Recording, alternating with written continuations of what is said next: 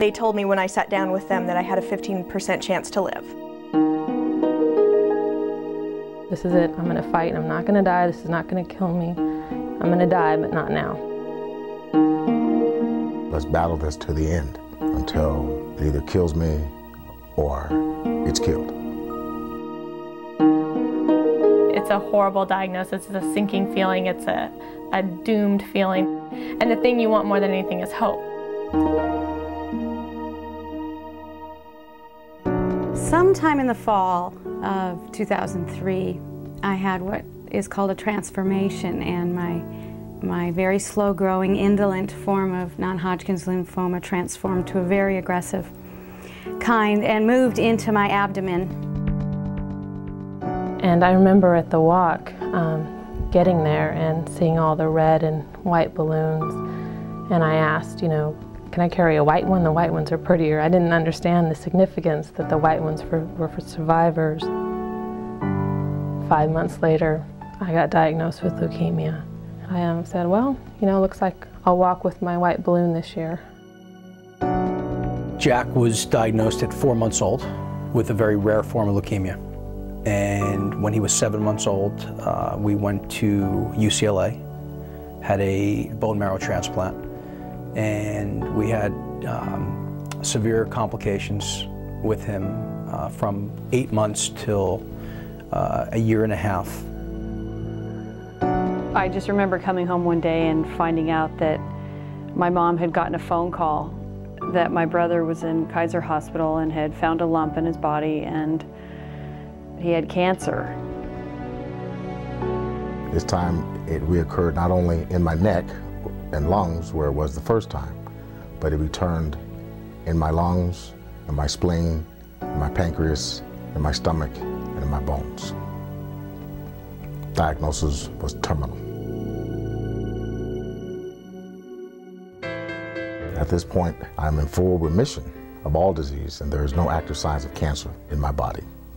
And I'm 240 pounds of my football playing weight, and I'm going back to officiate this year for the first time, and doing all the things that I couldn't do. It's like I was just reborn again. I'm just determined to be the few that survive. I'm just determined. There's no other choice for me. So it was great to carry that white balloon. And I noticed there are a lot more white balloons. So that's great. I hope one day it's all white balloons. When this was all going on, obviously I made a pact to myself that this would be the fight that's worth fighting for us. I'm not fighting it for Jack anymore, thank God, but I'm fighting it for the other Jacks out there. And I'm going to do a vaccine specifically designed from my own tumor, that they create the vaccine.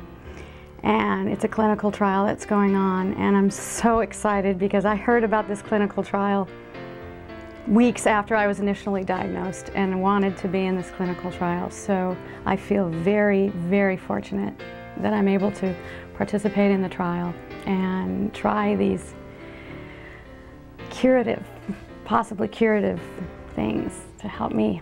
Because I have way too many things I have plans for and too many things I want to see happen with my kids.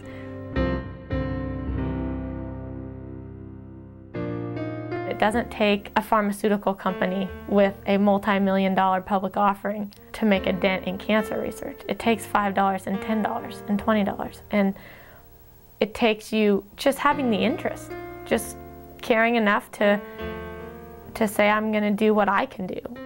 My brother was a teacher, and so I think that is what my legacy will be, is to teach other people that they need to make a commitment and be involved in a way that's going to make a difference in someone's life. Somebody who designated money 5 years ago can absolutely pat themselves on the back and say, that's why I'm here. I'm still here because of those dollars. And I'm standing here talking to you today because of the donations that people have given in the past to allow them to come up with these new ideas to save people's lives. Because without it, I wouldn't be talking to you today. The Leukemia and Lymphoma Society funds millions of dollars of research. Just in San Diego alone, we fund 23 researchers. And the more the merrier, because all it needs is one person to wake up one morning with a slightly different idea of what he or she is going to go about doing in the day, and you could have some phenomenal discovery. We are working to take the concept of a death sentence out of a diagnosis. That people live with these diseases. They don't just exist.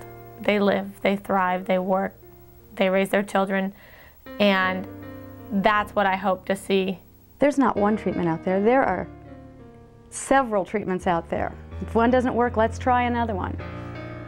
Let's look at innovative treatments. Let's look at clinical trials. I mean, to know that there are opportunities out there, it gives you tremendous hope. And all you need is a little bit of hope.